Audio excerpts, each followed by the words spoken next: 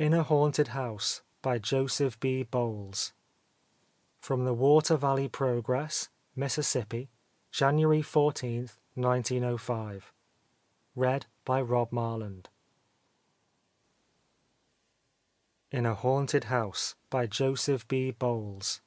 A New Yorker's experience with a strange old colonial mansion. A nerve-wracking night. Some startling incidents which seemed impossible of rational explanation. By T.D. Sullivan, Congressman-elect from New York City. This is, I think, the strangest experience in a career that has not been monotonous. It is true, and at one time I had some trouble keeping it out of the papers. Now there's no more reason for keeping quiet about it, so I may as well tell the whole story for the first time.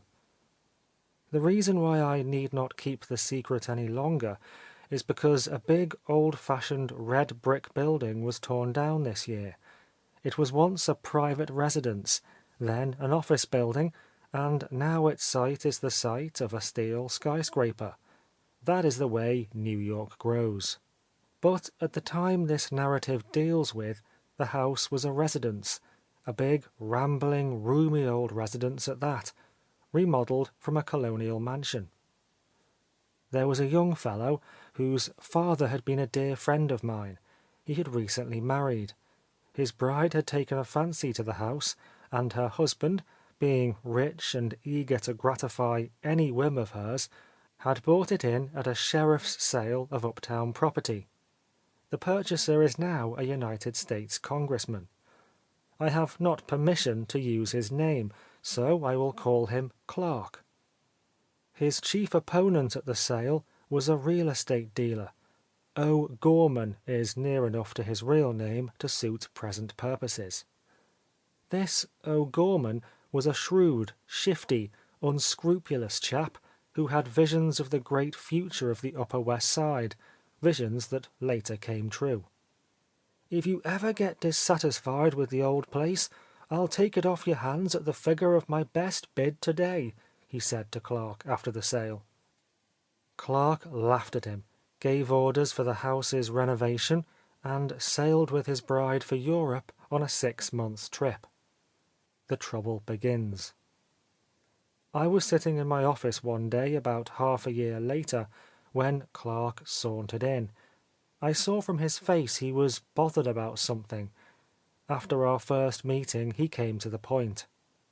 "I've made a bad investment in that old Bartolf house," he said. The colonial builder's name had been Jan Bartolf, and the house was still referred to in the neighborhood by his name. "Doesn't Mrs. Clark like the place as much as she expected to?"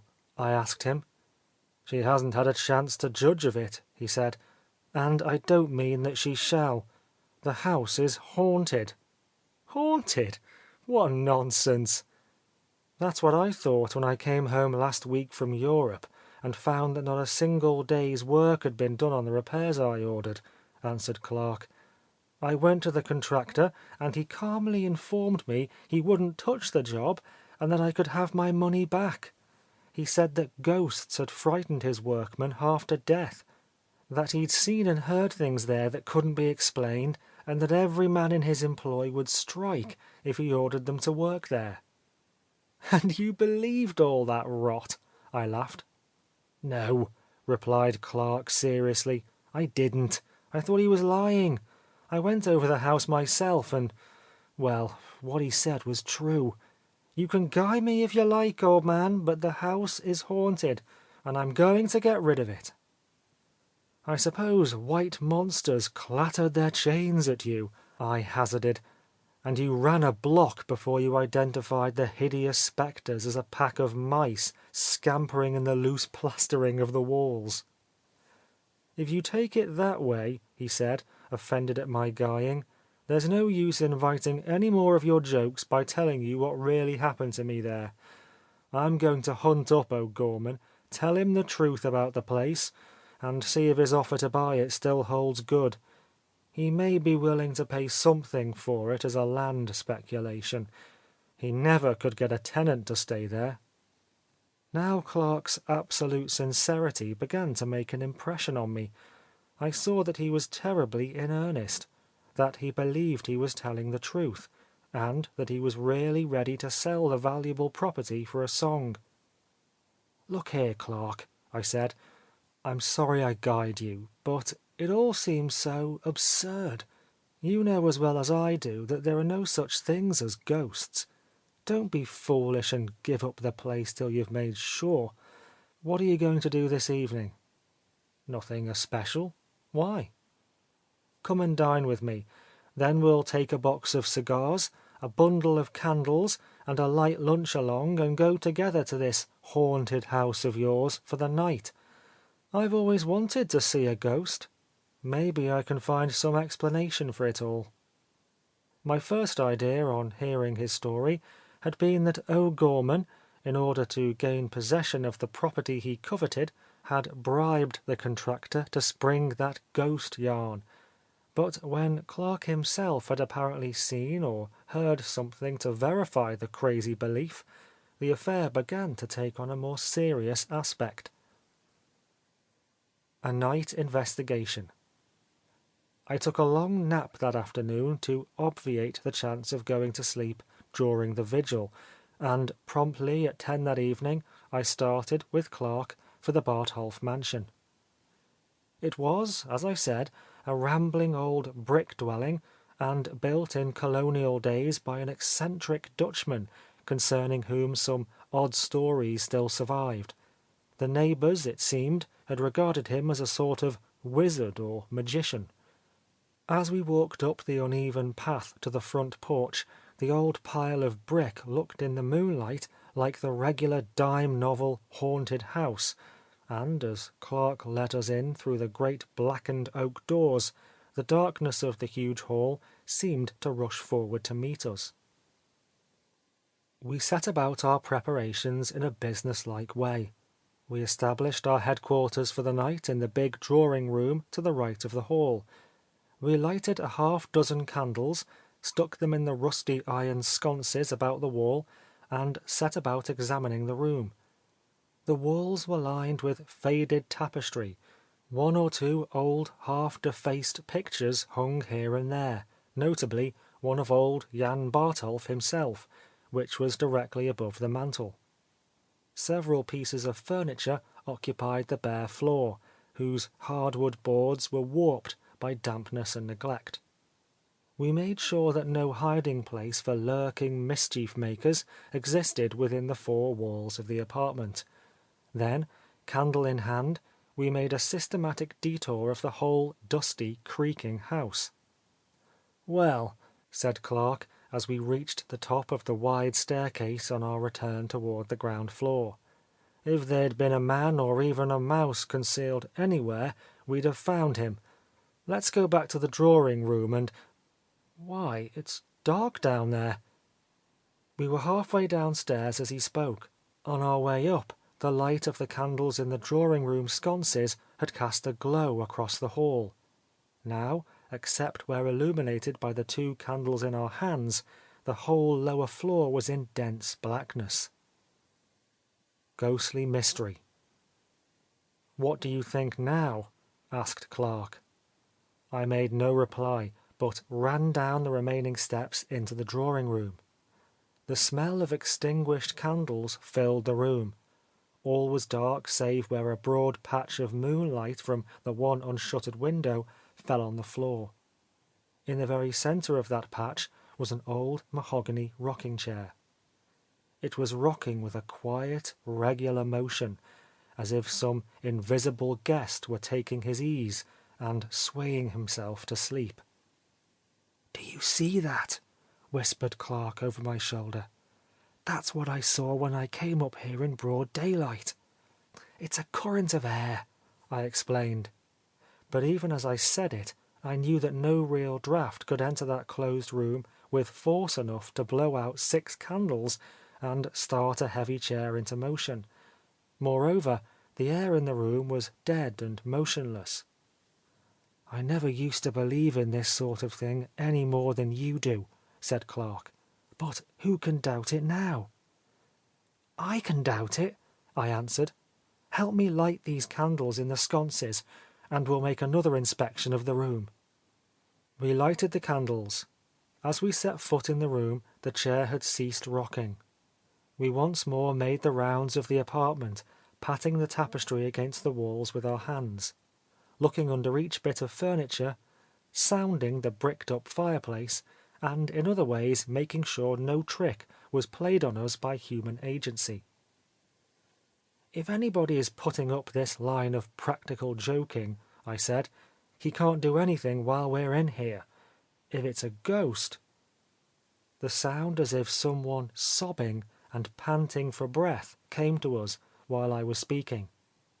It seemed to be in the room, within arm's length of us. "That's easily explained," I said as Clark grabbed my arm. "The wind in the empty passages of the house and the chimney makes—" "It's growing dark," interrupted my companion. I looked up. Only 2 of the 6 candles were burning. Even as I looked, first one and then another of those remaining 2 lights went out. It was as though someone had passed along that side of the room and extinguished them. We were in total darkness, for I had closed that one open window shutter. In the dense blackness, as I groped for a match, I could hear that great rocking chair slowly begin to creak back and forth. I found a match at last and struck it. We relighted the candles. Then I turned to look at the rocker. It was standing motionless. We stared hopelessly into each other's faces. I hope mine wasn't as scared and white as Clark's. "And this is the sort of house you advise me to bring my bride to?" he said at last. "We've seen enough. I'm going home." "You're going to spend the night here as you promised," I answered. "This ghost seems to be a harmless sort of creature. As long as he contents himself with puffing out candles and making chairs rock, he can't bother us greatly. Let's have a smoke and talk it over." I sat down in the ghostly rocker and lighted a cigar. I kept a keen eye on the candles, resolved to get some clue, if possible, to the way they were extinguished. Clark threw himself on a sofa at the other side of the room. "It's no use," he said. "I'll get rid of the house as soon as I can and at any terms. I'm sorry because my wife had set her heart on living here. With a little repair this would be an ideal home. Except for the ghost. What are you doing?" The ghost. I had risen to my feet and come to the middle of the room. The rocker in which I'd been sitting was in the shadow. The candles, as we had rearranged them, were all at the lower end of the room, near the big mantelpiece. As I had sat idly listening to Clark's complaint, my gaze had chanced to fall on old Jan Bartolf's picture. I could have sworn that I saw the eyes in the tarnished face close and then open. "I'm just strolling around for exercise," I said carelessly. "It makes one so nervous to sit still in here and—" As I got to this point, my steps had carried me, in a circuitous route, to the mantel. With a sudden motion, and exerting all my strength, I seized the big picture and wrenched it from its fastenings. It fell to the floor with a crash, and there, in a great hole in the wall which the canvas had covered, crouched a human body. With a second sweep of the arm, I seized it as it was about to vanish into the dark passage behind the opening, and pulled it into the room, where it tumbled headlong on the floor. "There's your ghost, Clark," I said, brushing the dust off my clothes and watching the figure scramble to its feet. "You're a clever chap, O'Gorman, but you're not clever enough. That's all the trouble with you. Now, Clark, if you'll keep your hands on this worthy house haunter, I'm going on an exploring expedition." Clark had the struggling fellow by the throat, and I lighted an extra candle and clambered up into the hole above the mantel. "I'll be back in a minute," I said. The aperture led to a passageway nearly 3 feet wide that ran the entire length of the house, being depressed to a height of about 3 feet at places, where the windows intervened. This explained the unusually deep window seats I'd noticed. The inner walls of the passage, those nearest the rooms, were honeycombed with auger holes, whose aspect showed them to have been bored many years before. Secret passages. Through these apertures it had been a simple matter for O'Gorman to detect the whereabouts of the candles in the sconces, and, by a sudden puff, to blow them out. The threadbare tapestry did not obstruct the air, and one could see dimly through it. The passage ran clear around the house, between outer and inner walls, connecting by ladders with a similar secret passage on the floor above. A ladder descended from the ground floor passage to a space between the drawing-room flooring and the cellar ceiling. This space was quite large enough to admit the body of a man. As I glanced into it, I could see the drawing-room candlelight filtering through the cracks in the flooring. A slender-bladed knife thrust through the cracks at the right place would readily account for the rocking of the chair. One light push of the knife point would set it in motion. Old Jan Bartolf must have had odd theories on the subject of building. What may have been the original object of these passages, peepholes, etc., no one can tell. Whether he sought to spy on his family or guests, or whether he feared he might one day need shelter from justice or from Indians, I don't know. Perhaps to foster the popular belief in his magic powers. But the secret chambers were there, and O'Gorman had made clever use of them. But for his folly in using the cut-out eye-holes in the portrait in order to watch us from a better point of view, he would assuredly have gained his point and bought the house of Clark for a song. O'Gorman confessed to us that, while wandering over the house with a view to buying it, just before Clark had outbid him, he had blundered on the secret passage behind Bartolf's picture. The idea of scaring Clark into selling cheap had occurred to him soon after. On O'Gorman giving us a written confession, Clark, greatly against my advice, let the fellow go. He was so much relieved to find the house was not really haunted, he said, that he hadn't the heart to drag the whole story into the public prints by prosecuting the swindler. End of In a Haunted House